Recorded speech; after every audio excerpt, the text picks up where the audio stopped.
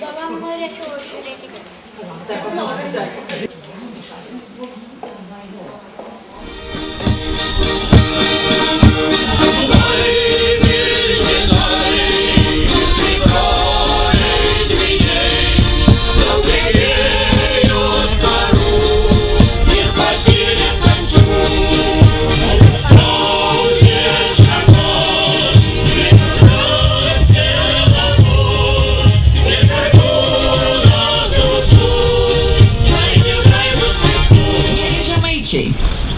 Kaip meras sakė, šilališkiai, bijotiškiai ir aš manau, kad ir matau žmonių pažįstamų, kurie atvažiavę ir iš kitų Žemaitijos vietų.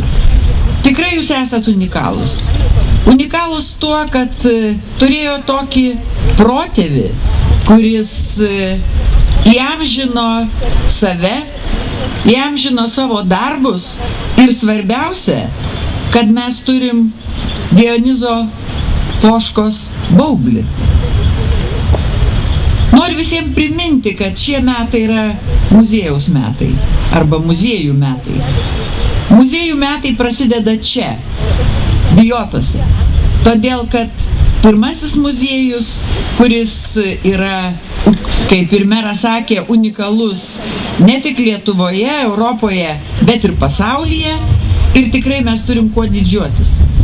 Turim kuo didžiuotis ne tik tai baubliais, bet ir viso grožiu, tą, ką mes patys sukūrėm, tiksliau sakant, jūs čia sukūrėt, ką gamta sukūrė, ir tai yra unikalu. Kitas dalykas, kurį tikrai norėčiau pasakyti, kartais girdžiu tokius pasisakymus. Ką ten praeitis, ką ten istorija, reikia žiūrėti į ateitį. Be praeities, kurios mes nežinosim, negalėsim kurti ir ateities. Be mūsų protėvių kultūros, jos nežinojimo, negalėsim kurti ateities.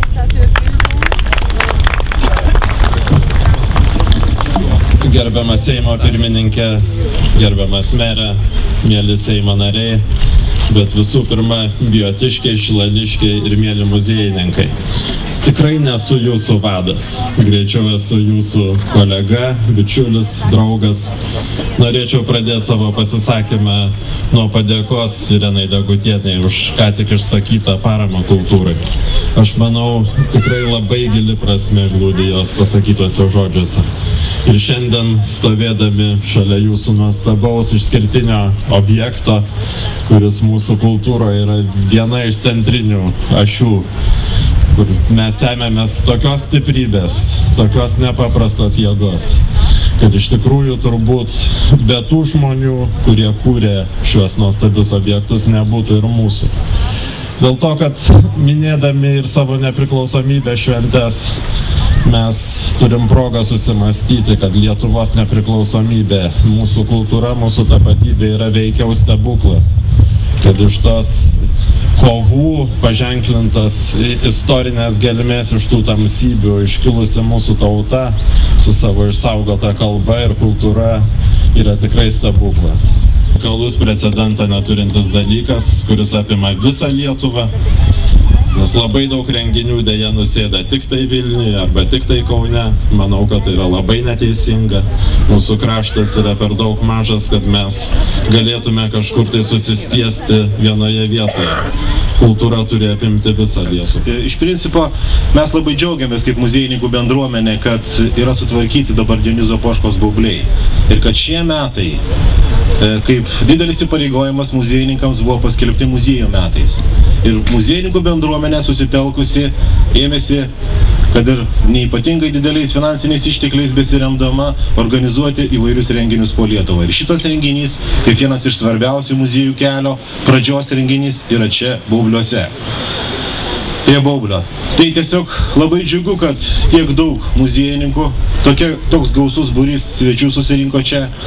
Ir norisi tiesiog pasidžiaugti, kad tie metai nenaitų užmaršti, kad tokių metų būtų ir daugiau ir kad tas dėmesys visuomenės, kurio mes taip laukiame ir kurio mes, sakykime, taip skatinam ir stengiamės, kad visuomenė atsivertų į muziejus ir muziejai atsivertų visuomenį, kad pamatytų, kad kokie didžiuliai turtai yra čia šalia jų kiekviename miestelėje, kaime ir kiekvienoje bendruomenėje. Todėl, belinkėdamas tų gražiausių, sakykime, patirčių, kurios turėtų būti jūsų patirtos šiais metais lankantis muziejų kelyje, norėčiau ir šiek tiek pašmaikštaudamas atkreipti dėmesį, kad šiandien matėme tokį labai įdomų ir istorinį įvykį, kai Seimo pirmininkė mūsų mylimą kultūros ministrą apgaubė savo skraiste. Tai labai simboliška ir aš galvoju, kad tas dėmesys kultūrai iš Seimo pusės, jeigu jis toks išliks, tai manau, kad jis bus tikrai labai prasmingas. Kretingos muziejus ir Kretingos muziejaus direktorė gerbiama Vida Kanapkienė, tai yra mūsų muziejų metui skirtas leidinys. Tai yra ta knyga, kuri keliaus muziejų keliu. Tai čia yra šio kelio pradžia. Ir mes labai norim, kad ši knyga, dabar kurią aš jums pademonstruosiu, į ją tiesiog labai norisi, kad būtų įrašyti pirmieji, kaip sakoma, žodžiai. Ji dabar yra tuščia, bet manome, kad metų pabaigoje ji bus pilna. Ji atkeliaus, kaip sakoma, į muziejų kelio paskutinę savo stotelę ir ji bus užpildyta. Tai kaip ir istorinis dokumentas paliudintis, kad toks kelias įvyko. Taigi dabar ta simbolinė knyga yra įteikiama mūsų kolegiai muziejaus direktoriai ir manau, kad pirmieji pasirašyti čia turėtų Seimo pirmininkė, kultūros ministras, be jokios abejonės. Ir ši knyga vėliau keliaus, jau čia stovi ir Žemaičių vyskupijos muziejaus direktorius keliaus į sekantį muziejaus kelio tašką.